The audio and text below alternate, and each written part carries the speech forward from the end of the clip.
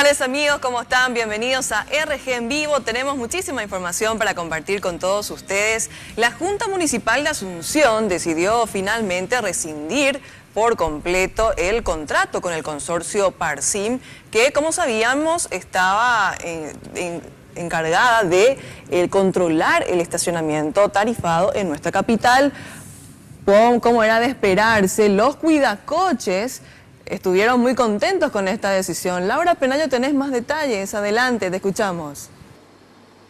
Asimismo, Cintia, y con 13 abstenciones, 9 votos a favor de la rescisión del contrato y 2 votos en contra, finalmente se da la rescisión con el consorcio Parsim. Con esta decisión, la Junta acompaña ya también la decisión del intendente Mario Ferreiro y con una modificación sugerida por el concejal Federico Franco Troche, que habla de que ahora las consecuencias legales se tengan que asumir ya con la comuna, la Junta Municipal de Asunción y la Contraloría General de la República, que fue el organismo que en todo momento dictaminó a favor de la rescisión de este contrato. Pero para más detalles y saber todas esas modificaciones de las que se hablaban en la Junta Municipal, escuchemos lo que decía al respecto el concejal Federico Franco Troche.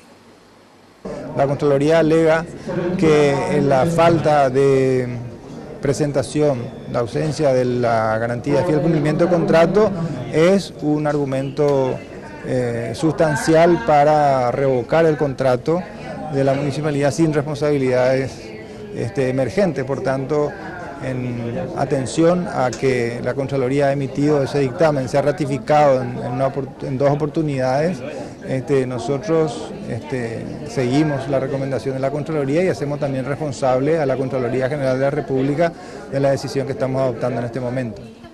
Y tras varios meses de protesta en contra de este contrato con Parsim, los cuidacoches celebraron esta medida y también anunciaron la presentación de un nuevo proyecto de control de estacionamiento, pero en este caso esta propuesta sugiere que esté a cargo de la comuna capitalina. Ahora esta resolución emitida por la Junta Municipal será remitida a la Intendencia, que tiene un plazo de 10 días para aprobar o vetar esta resolución.